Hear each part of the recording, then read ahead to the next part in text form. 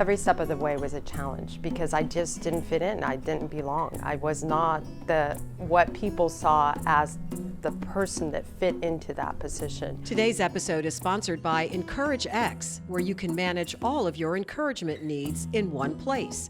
Personal, authentic, and consistent. EncourageX.com, where relationships mean everything. Hello, Our Voices Matter audience. I have missed you. Welcome to our first episode of 2020. I hope the new year is off to a great start for you, and it certainly is here for us as we welcome our guest, Maria Moncada Alaoui, who is the General Manager of BMW of West Houston and just an overall rock star.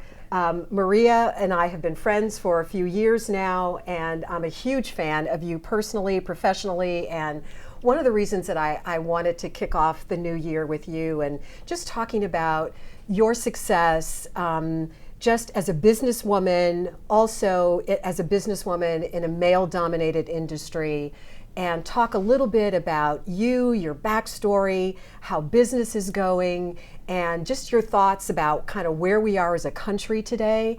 The usual stuff that we talk about here on Our Voices Matter. Nothing real serious, right? How are you? Well, Linda, first of all, thank you for having me. It's an honor. And as far as fans, I'm your biggest fan, and I'm super excited to be here. Well, I'm delighted to have you. So I know a lot about your story, but I'm going to let you kind of tell our audience how it is that you ended up being the general manager of one of the most successful BMW dealerships in the country. So I started off in the automotive industry many years ago, over 20 years ago, right, fresh out of high school. I had an opportunity to work in an administrative support position, staff role, in a Chevy dealership, one of the biggest Chevy dealerships in the country, and I was putting myself through college. I'm one of 7 kids.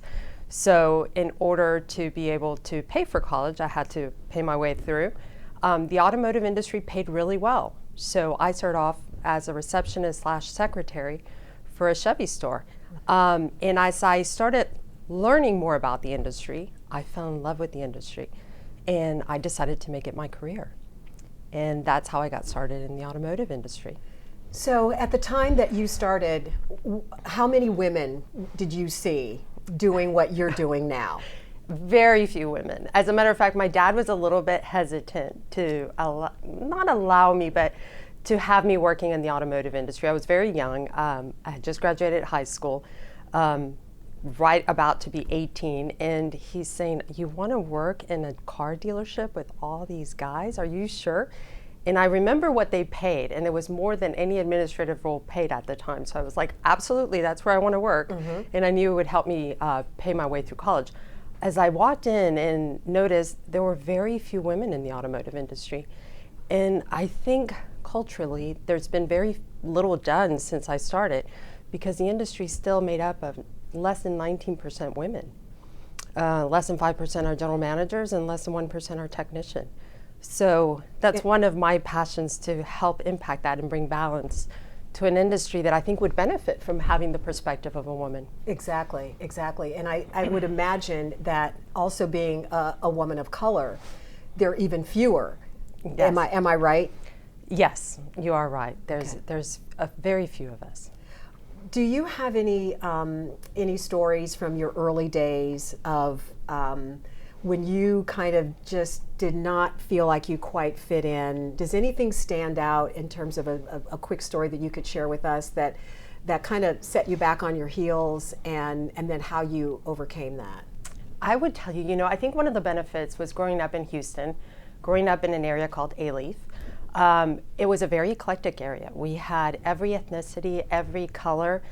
So I learned to interact with different groups, whether it was Vietnamese, Chinese, Arabic, Indian, Hindu. I mean, we just were a very eclectic melting pot, and I think it's reflective of what our city is, Houston. So I think it gave me a little bit of an advantage in the automotive industry because I am dealing with clients from all walks of life, as well as employees that are from all walks of life. And I think my dealership reflects our city. We have a very diverse group of people working in our dealership. And so growing up in the automotive industry, when I first started, I remember looking around and there wasn't a lot of different ethnicities represented, and I often wonder why, because the industry is so much fun. It is such a great career for so many, and I didn't understand it. So yes, there were times where I could tell that I was a little bit of the oddball in a group, and what I did is I kind of sat back, listened, learned, and then did my very best so that I could show that I belonged there. I didn't want to be bullied out. I didn't want to be pushed out. I wanted to make sure that I had an opportunity to prove that I could do what everybody else was doing. And I knew I had to do it exceptionally well to earn my place in the industry, especially when I didn't quite fit in. I love that you say that. You didn't want to be bullied out. You didn't want to be pushed out. I would imagine that there were people who tried to do that.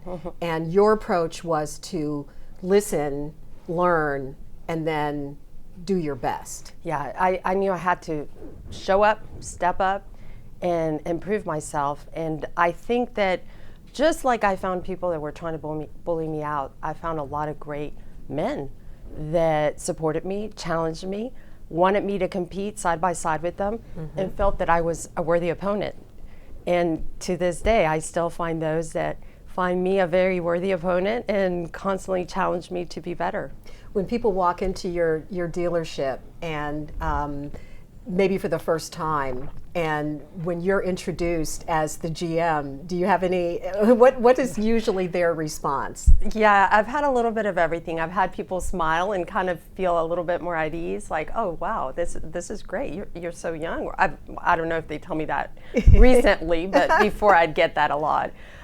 Or they're pleasantly surprised. I've had a few people go, well, where's your boss?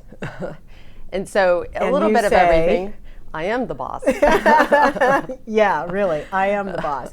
You also talked about growing up in Houston and the diversity that's here. You have a very eclectic ethnic background yourself. So if I got this right, your dad is from Honduras, right? Correct. Your mother's from Spain, and you are married to a man named Omar, who is absolutely wonderful, by the way, from Morocco. Yes. So, wow, melting pot sitting right here in front of us. Absolutely. I think that's also a benefit to me.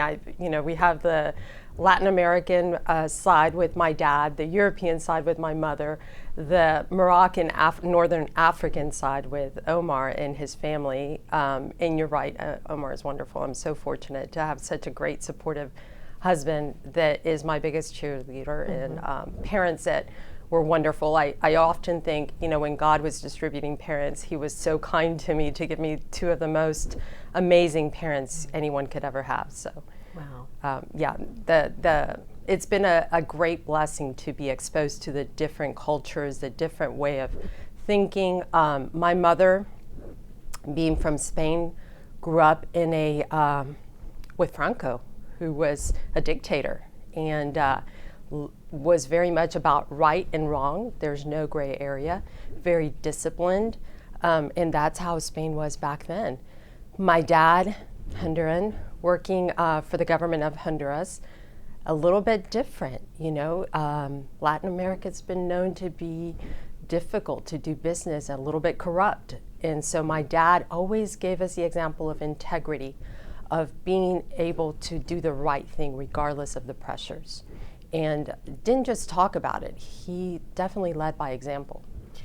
So interesting, hearing those two different perspectives from your parents' backgrounds. And I'm wondering, especially talking about how your mom grew up under Franco, a dictator. We're living in very difficult and serious times right now, not only here in the United States, but globally. And you have a global perspective just based on your background and your family and your experiences of growing up in a diverse city like Houston. I'm wondering what kinds of conversations you're having with your family members about where we are in the world today. What are those conversations like? Those conversations are so entertaining with my family. You'd think we'd all think alike. We were brought up by the same parents. With very high morals, very conservative values, and you'd think we'd all think very much alike. And when we get together, these conversations are so lively, so dynamic, and so diverse. It's incredible, but it's great to have a family members that you can have these healthy discussions and learn about a different perspective in a safe environment, right? Because your siblings love you regardless. Right. Your parents love you regardless. And so you can give a different perspective. You can talk about it and almost see the other side from somebody you love. And Does it get heated? Oh yeah, it gets heated, but we know we walk away and still love each other, and it gets very lively. As a matter of fact, Sunday we just had a conversation that was very lively. We were talking about global warming, and we were talking about the border and the fact that, you know, something needs to be done about both of those things. And regardless of what political party is in charge, as citizens of the world, we have a responsibility to improve and make a difference and make our contributions and do something about the things that need attention, and be the voice for those that don't have a voice. Right. I love that you say you have spirited conversations, you disagree, but at the end of the day, you're family members and you have each other's back and you walk away saying you love each other. There are families out there that don't have that same dynamic. We hear stories about it all the time in the media about families who, you know, just, number one, will not talk about politics because it's so divergent, the points of view are, and they don't know how to have that conversation where you express your opinion, I express my opinion, and then we come together. What is your advice for families who have a difficult time expressing those diverse opinions and then coming together at the end of that conversation? How do you guys do it? I think because we love each other, we can have those conversations. We respect each other and we admire each other. I have two nephews that are both in marketing for government officials, and they are completely opposite than my sister, their mother, who is a very conservative Republican. They are representing folks in the Democratic Party in government, helping them get elected, and my sister's views are polarizing. We love each other. We introduce different perspectives and we talk about it. And I think the key is love, respect, empathy, and compassion. I think if we approach every perspective with a compassionate heart and a point of view of really trying to learn, seeking to understand, rather than seeking to push your perspective, I think you can have productive conversations. And I think it can extend beyond our family, our immediate family. I think if, as a world, we looked at everybody's perspective from that point of seeking to understand in a compassionate perspective, I think we would get so much more accomplished. Empathy is so important, and something you said earlier in our conversation, which is listening. You know, we don't often just listen. Mm-hmm. So often when we're in these conversations where divergent points of view are being expressed, we're thinking about what our comeback is going to be rather than listening to what is actually being said. Do you find that sometimes? You know, recently I read the book Shut Up and Listen, which now that phrase is okay to say. My husband says it all the time because Tillman Fertitta wrote the book Shut Up and Listen, which I thoroughly enjoyed. Mm-hmm. And I would tell you that being able to get over yourself and listen to a different perspective is important, not just from a social perspective, but also in business. And I think that's one of the things I've learned to do in business. Listen to my associates, listen to their perspective, listen to my customers, and listen to the trends in business. And then from a social perspective, I think it's important that we listen to what the community is saying, what people are going through, and figuring out how together we can resolve those issues. You do a lot of community work here in Houston, and what drives that for you? I think as business leaders, we have to lead beyond our business. And I think we are in a platform where we can really impact the community in a positive way. I think our associates need a sense of purpose beyond their normal day-to-day work and things that they do. And I think for us as a dealership, we've been able to impact the community. And I think my team feels very proud of being able to lead with their hands, their hearts, and their mind, and make a positive impact in the community. We volunteer in the Houston Food Bank, we volunteer with Houston Children's Charity, we do things to raise funds so that we can elevate the community and help those less fortunate. We are privileged in what we have, and so they have a sense of purpose that they can make an impact in a positive way. and not just be about the bottom line, but I tell my team that it's about the triple bottom line: people, planet, and profits. And they're not exclusive of each other. You can have all three.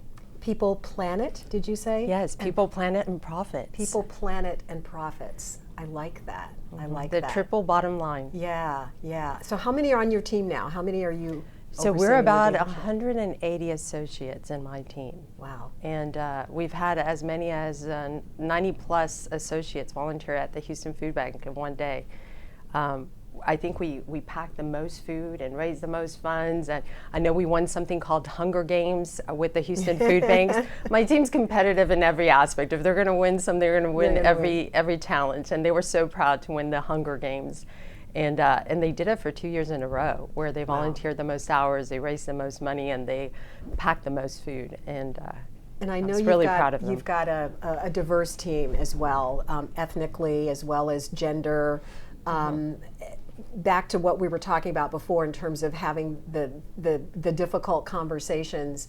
Have you noticed anything among your team members as the sort of the societal stuff that's going on outside of the dealership? Does it ever seep into the workplace? And if so, how do you deal with that? How do you have those conversations if they happen to come up, either among the team members themselves or team members and customers? You know, that's a great question. I really haven't had that with our associates. I think that, you know, we work together on any issues that are happening in the community. I know when Harvey happened, everybody rolled up their sleeves and we were eager to help each other and help out the community. When there's issues happening, you know, right now that we're hearing the things that are happening in Australia, you know, they're coming to me going, how can we help? And we all research and try to figure out, how can we help? How can we make a difference? And so what I admire the most is that so many of them care, and that they want to be a part of the solution and the change, and that they care beyond our immediate business. So what I'm hearing is that when your team comes together, that it's all more about finding a solution, and that's kind of where the nucleus is. It's not so much about differences or anything like that. It's more about where are we now and how can we help? Yeah, and you said about being the nucleus. I tell them we're the eye of the storm. The eye of the storm is the quietest, most at peace place of a storm. And it's the one that controls the chaos around. So we talk about being the eye of the storm. As crazy as the world around us is, let's figure out how to control the situation, how to be the solution, and how to make a positive difference. But of course, the team is only as good as its leader. So what would you say are the most important leadership qualities that allow someone in your position to have and enjoy the kind of success that your dealership is having? I know you just came off of a great year at the end of 2019. Yeah, we were very fortunate, had a great 2019. We represent a great brand. It doesn't hurt that we are selling BMWs, which are pretty awesome. But I would say that I think that the key aspects to be successful is having a strong team, surrounding yourself with talented people that are smart, that are sometimes better than you, and that teach you things. I think as a leader, you have to be a great listener. You have to be empathetic, compassionate. You have to genuinely care, and you've got to show up every day. You've got to show up for your team, and you've got to step up and not be scared. I tell everybody, you know, I'm not afraid of much. I worry about everything, but I'm not afraid to jump in and get things done. And what's your message to, particularly to young women out there who look at you and see you as a role model, especially as someone who has enjoyed and is enjoying success in a male-dominated field? What's your message to them beyond what you've already said about listening and rolling up your sleeves and working, et cetera?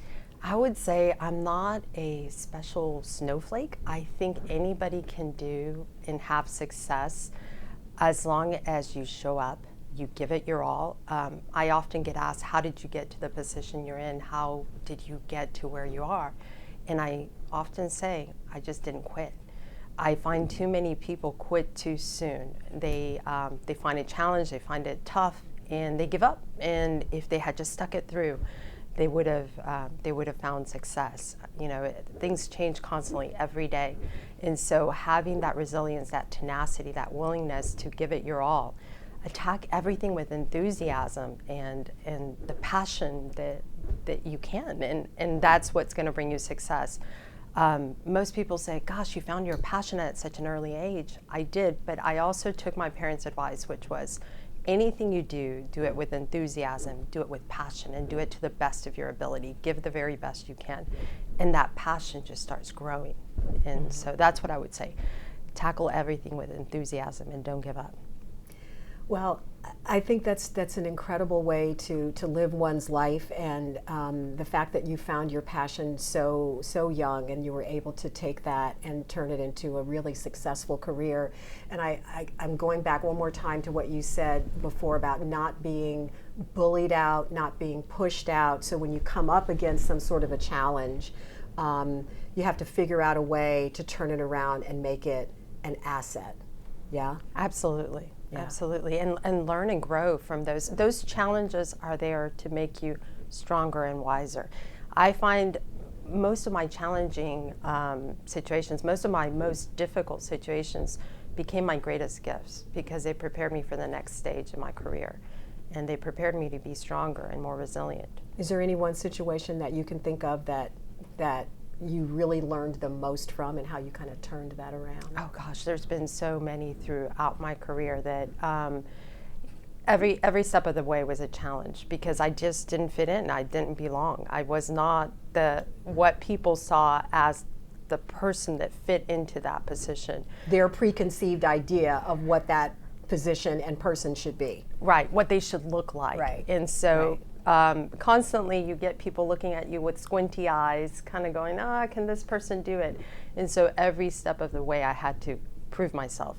And it wasn't just about doing the job well, it was about doing it exceptionally well, because that's the only way you earn that spot. And so the thing with me is, I knew no one was going to outwork me. Whatever I had to do, somebody else may be smarter, somebody else may be more talented, but they weren't going to outwork me. And so whether the person who was kind of looking at you side-eyed, whether that person was a man or a woman, the response was the same, to turn that person who wasn't quite sure about you and looked at you like the other, to turn that person into an ally by working hard. And that's the biggest gratification that I've gotten, being able to turn somebody that didn't believe I could do it or didn't think I could, and turning them around and saying, wow. And some of those folks are now my biggest advocates. The people that sometimes gave me the hardest time early in my career, now I hear them on the side talking about how great I am and how they knew me when I first got started. And I'm thinking, gosh, I was in a closet crying my eyes out because it was so tough. And now you're my biggest advocate, talking about how great I am and how you saw me start it in my career. Wow.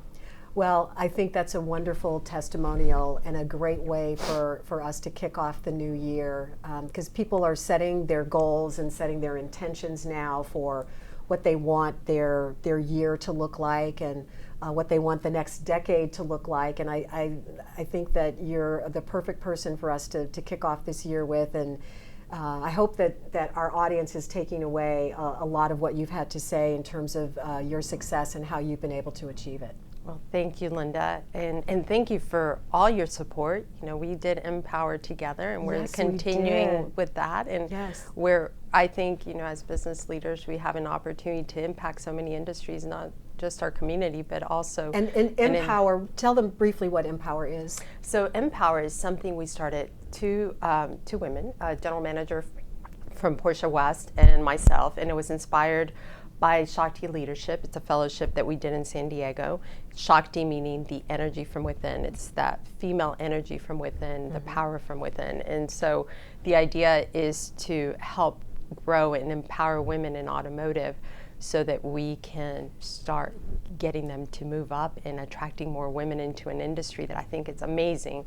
Yeah. But it's certainly out of balance. Well, and your inaugural event here in Houston a few months ago was phenomenal, and I was honored to be a part of that and to MC and just be in a room with so many passionate women who are looking to improve their careers and also attract more women into the automotive industry. So Maria, thank you so much. Just love you to death, and just likewise can't wait to see what 2020 brings for you, BMW of West Houston, all your team members, and all the community organizations that you support, including us, the Linda Lorelle Scholarship Fund, and thank you for that. Thank you, and thank you for everything you're doing to impact our community, to elevate it. Thank you for the support of my dealership and everything that you've done for me personally, for our dealership. And well, together, there's anything we can't do, right? So that's right. 2020, bring it on, bring it on. Thanks so much for taking the time to watch and listen today, for giving Maria permission to speak, and for having the courage to listen with an open mind. We'll see you next time.